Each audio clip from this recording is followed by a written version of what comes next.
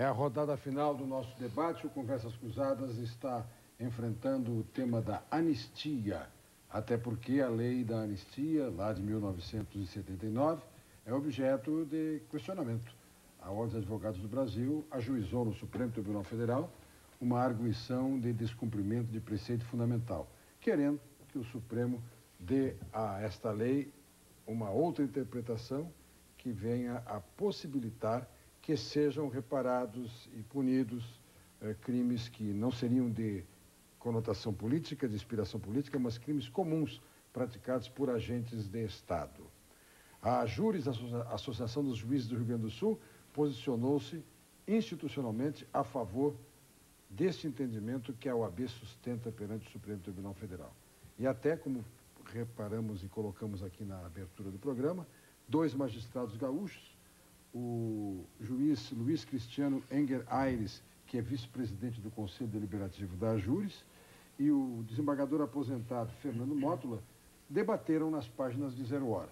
No dia 22 de abril, o artigo de Luiz Cristiano Enger Aires, sustentando, em nome da AJURES, a posição que a OAB sustenta no Supremo, e no dia de hoje, Zero Hora, com o mesmo título, Os Juízes do Rio Grande e a Anistia, traz a posição diametralmente oposta. Nós vamos, então, rodar agora o debate, 2 minutos e meio, mais uma vez, para cada convidado. Para as suas posições finais, eu começo pelo Dr. Mauro Borba, da AJURES. Bom, nós, enfim, ratificamos aqui a posição institucional da AJURES, no sentido de sermos favoráveis à revisão dessa interpretação. Entendemos que os crimes praticados por agentes do Estado na repressão política, ou seja, quando o Estado detém aquele suspeito, aquele opositor e abusa desse poder, enfim, tortura, estupra, oculta cadáver, enfim, isso não pode ser contemplado pela lei da anistia. Essa posição, ela está de acordo com a posição sustentada internacionalmente, inclusive em convenções que o Brasil é signatário. É uma posição também adotada nos países que passaram por um momento de exceção, de regime de exceção na América Latina, como a Argentina e Chile. Entendemos que para além disso, para além de uma punição, está a necessidade que a nação tem de ter uma luz sobre aquele período. Quer dizer, não se nega aqui, evidentemente, os avanços que o período de exceção teve em algumas áreas da vida brasileira, né? E o que é comum até em regimes desse tipo, mas a nossa questão é pontual com relação a esses aspectos, para que isso não se repita, porque entendemos também que as estruturas de poder, as estruturas conservadoras da sociedade ainda se mantêm. E é preciso, enfim, saber quem é quem nessa história. É preciso saber essas participações, enfim, daquele período, e que muitas delas se mantêm até hoje aí nas estruturas de poder da sociedade brasileira. Coronel Sparta. Eu queria só fazer uma observação com relação ao posicionamento da AJURES. É uma instituição, né? E como toda instituição tem uma diretoria, tem um comando, que é transitório, e acredito eu que isso aqui seja um posicionamento da diretoria atual da AJURES. Eleita democraticamente, tudo bem, que representa... Tudo bem, não estou questionando isso. O pensamento da magistratura. Gostaria de saber se realmente isso representa o pensamento de todo o corpo da AJURES. Né? Então, eu tenho minhas dúvidas. Bom, com relação à anistia, eu coloco na posição que ela deve ser esquecida. Né? Não falo isso como um sentimento de culpa, alguma coisa nesse sentido. Falo porque a gente tem que olhar para frente e não olhar para trás. O que passou tem que ser colocado como experiência. E nós temos que pegar essa experiência e aplicar no futuro. Ficar remoendo coisas do passado para fins escusos ou interesses outros que não levantar uma verdade, que é a verdade de quem é a verdade. É muito difícil de nós dizermos quem é a verdade. E o que se repete constantemente, tá, são sempre as mesmas palavras. É tortura, é tortura, é tortura, é tortura. Tá? Como só tivesse, durante todo o período, só acontecido isso. Tá? Então, essa conotação, ela tem que ser modificada. Tá? Eu entendo que isso aí tem um sentido para outros objetivos, e não com o objetivo de colher realmente a verdade.